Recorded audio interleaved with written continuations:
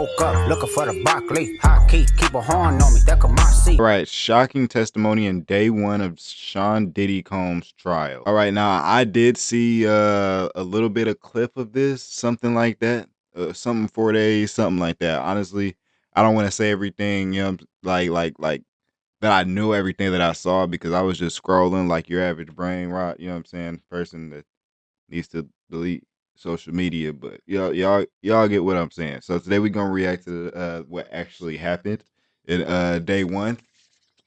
Let's see what they talking about. Make sure y'all staying blessed. Make sure y'all staying iconic, man. Let's get into it. Day one of the celebrity trial gripping much of the nation. Sean Diddy Combs, once one of entertainment's most powerful moguls, accused of crimes so heinous, he faces the possibility of spending the rest of his life behind bars. He's denied all charges. And just a warning, this story contains accounts, descriptions, and visual content of actual or alleged events that some may find disturbing. Mom, how are you feeling? How are you feeling today, Mom? How is your son? Can't talk about the case at all. All eyes are on this New York City courthouse as the federal trial for disgraced mogul Sean Diddy Combs begins. They painted this man. Combs goes on trial today. Combs is inside the courtroom along with those prospective jurors. He faces multiple charges, including racketeering and sex trafficking. The musician famous for hits like Bad Boy for Life. What I've been through, y'all got drama, the saga continues. And Can't Nobody Hold Me Down. Trying not to lose our heads. Charged with I'm sorry, man. I know that I should not have been dancing to that, but you gotta give you can't take away the music. That's the OG. That's the classic. You know, I know that this is wrong timing, but bro, I just had to explain myself for bobbing my head just now. I know you was probably bobbing your head too. We can't be doing that. This is a serious matter.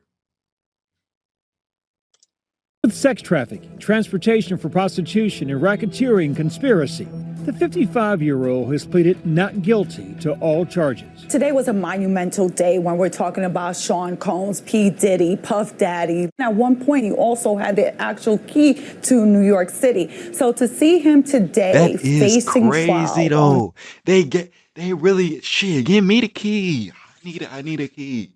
Man, I was always trying to go to New York, bro. I wonder what happened to the key, yo.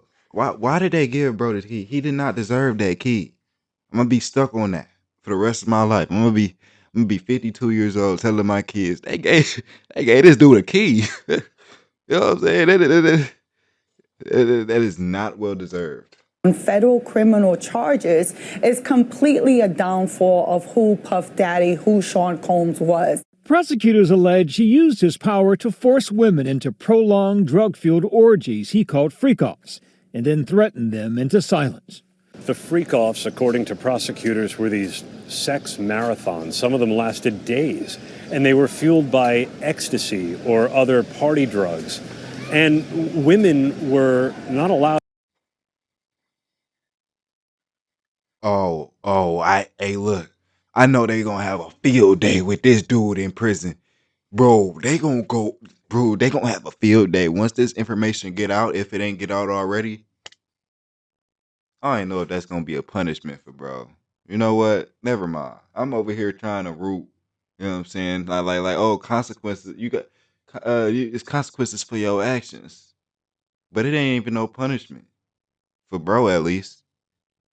Man, I don't know, bro. We need to sign a petition for something, bro. There's no way. Why marathons? Marathons? Dude, that's a different type of bored, like as a rich person. But hey, let me know in the chat what y'all would do. I know I'm yapping, but this is a yap session. You know what I'm saying?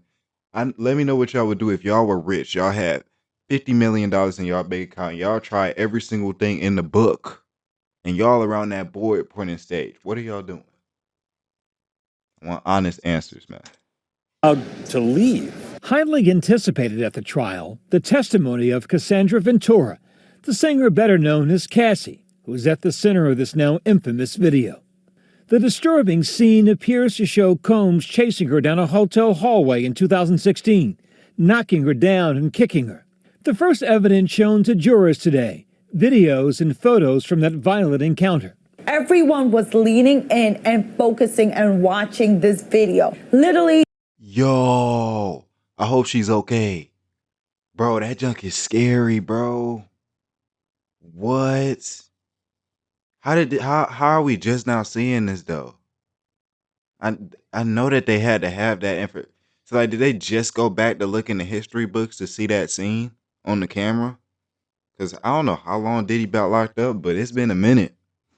Right? It's been a minute. Why are we just now seeing that scene off of a horror movie? You can hear a pin drop in that courtroom. A security guard who came onto the scene in the aftermath of that attack testified that Diddy had a devilish stare and Cassie had a purple eye. Another witness alleging he was paid to have sex with Cassie while Diddy watched and told to urinate on Cassie. You heard so much about sex during the prosecution's opening, the defense opening. You heard about oral sex. You heard about missionary style. You heard about baby oil being put on people's body. You heard so much. This is not a case for the prude. Cassie and Diddy were in a romantic relationship for almost a decade, releasing hits like Me and You. They know you're the one I wanna keep. I think I'm gonna get copyrighted today. Lost your damn mind. Yeah, there's some good silence right here, man. How y'all day doing? Y'all day going good though? I know. All right, now we can click back on the video. Disturbing 2023 civil lawsuit against Diddy changed everything, helping spur the federal criminal investigation into the mogul. Diddy has denied these allegations and settled that suit without admission of wrongdoing. Diddy's mother and children arriving to court this morning to support him, along with Combs' spokesperson. Obviously, this is like a horrific time for the family, so they're just trying to hold steady in their faith and make sure that they take care of each other. How is Mr. Combs feeling? Upbeat. I think, obviously this is a huge deal, and so he's just ready to have his side told in open court. Inside the courtroom today, Diddy smiling and blowing kisses to his family. He's very observant as to what's going on in the courtroom, and he's taken part in his defense. Both sides delivered their opening statements, making their case. The all-female prosecution team saying that Combs used a trusted inner circle to commit crime after crime, including kidnapping, arson, and sex crimes. Prosecutor Emily Johnson saying, "This is Sean Combs. To the public, he was Puff Daddy, or Diddy, a cultural icon, a businessman larger than life. But there was another side to him, a side that ran a criminal enterprise." Hold on, this prosecutor doing her thing, though. Hold on, wait. Nah. She is doing her thing, bro. I wonder what them defense attorneys got to say. You know what I'm saying? I wonder what they got to say, though. Emily Johnson, do your thing. Assistant U.S. State Attorney, bro. I can tell you got that role. Keep up, bro. Hold on, let me look. I know I ain't hear the whole thing yet, but we gonna hear the whole thing right now. The prosecution is alleging that it was his inner circle that enabled him to be able to engage in these acts, but also hide these acts from the public and for it to go on for so long. At least 3 alleged victims of Diddy are expected to testify, including Cassie, and a woman prosecutors are referring to as Jane. During opening arguments, prosecutors alleged that Diddy forced the women to participate in so-called freak-offs and instructed Cassie and Jane how to look, to dress in lingerie, wear tall platform high heels, and have manicured white nails. Diddy's defense arguing the sexual relationships were consensual and not coerced, saying the rapper lived a swingers lifestyle. The defense wants to say that these women are all adults. They're all consenting and willing participants in these freak-offs. Defense attorney Tani Garrigo saying in her opening statement, that may not be what you like to do in your bedroom, but you're not here to judge him for his sexual preferences. She later added, being a willing participant in your own sex life is not sex trafficking. That disturbing video was also part of the defense's opening arguments, plainly saying it was an instance of domestic violence. Garrigo saying, domestic violence is not sex trafficking. Had he been charged with domestic violence, had he been charged with assault, we would not be here right now. The defense said that Sean Combs may be a lot of things. He may have committed domestic violence. But those aren't the crimes the defense said that he's charged with. So in effect, the argument is he's a criminal, just not the kind of criminal they say he is. I hate that, bro. And that is actually true, bro. Once you charge somebody with a specific crime, the other crimes don't necessarily. If you didn't charge them for those other crimes, you kind of cooked yourself. You need to charge them with those other crimes in the book. You know what? I ain't no lawyer yet, but that is absolutely crazy, bro. And the one thing is that one thing that's kind of getting me off guard is, uh, with the whole consent thing. Now, if you sign an NDA based off of your consent, so they had signed the NDAs that is I guess confirmed in a way. Would you be able to get consent from somebody and then sign an NDA? Wait, no, have them sign an NDA and their consent won't count, and you can speak on their consent. You know what I'm saying? He's saying that okay, they consented, they're all grown women or whatever. Cool. What if they didn't consent? You know what I'm saying? And they did it, but they signed the NDA, so they couldn't say that they didn't consent. If you get what I'm saying, you get. But I don't know if it worked like that. The first testimony of the trial taking jurors to Los Angeles, March 2016, in the hotel where that surveillance video was taken. Get 4 weeks free when you sign up for Uber One for students.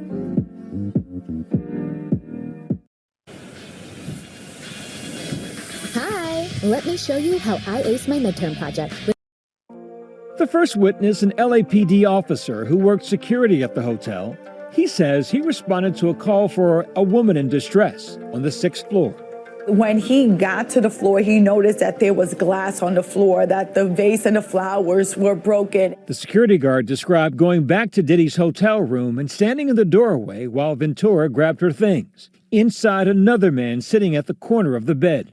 So from the very start, the first witness brings the jury into that hallway where he said Sean Combs looked at him with a devilish stare and Cassie Ventura had a purple eye. Sean Combs tried to offer him money, to give him money to make this go away, and he said he wouldn't accept the money. The second witness to take the stand, Daniel Phillip, a man who said he was paid to have sex with Cassie on multiple occasions at several high-end New York City hotels while Diddy watched. The witness said he was paid between $700 and $6,000 each time. So Mr. Phillip agreed to go to the Gramercy Hotel to do a performance for a bachelorette party. At least that's what he thought. But when he got to the hotel, to the room, that Cassie opened up the door. He did not know that was Cassie, and that she told him, well, it's my birthday and my husband wants to do something special, so can you give me a massage with this body oil, and then we can just take it from there and see where it leads. Diddy allegedly in the corner masturbating, wearing a bandana over his face. During these meetups, he says Diddy would often give directions and at times tell him to step off and back up because he was going to get some. Sean Combs's children, his mother, came to court to support him, but when the testimony became graphic, his daughters stood up and walked out. When they came back in at one point, the testimony got more graphic about ejaculation, about urination. That was too much. They turned and walked out again. Phillip also described witnessing Diddy drag and hit Cassie. When asked by prosecutors why he didn't intervene, he testified, "My thoughts was that this was someone with unlimited power, and chances that even if I did go to the police, that I might still end up losing my life." Cassie, who's now 8 months pregnant, is expected to take the stand tomorrow. Cassie's the case. Cassie Ventura, who has not spoken about this publicly except in a civil lawsuit, is taking the witness stand as a star witness. Her husband and father of her children spotted in court today. If convicted, Combs could face life in prison. Bro, Cassidy, it's your time to step up.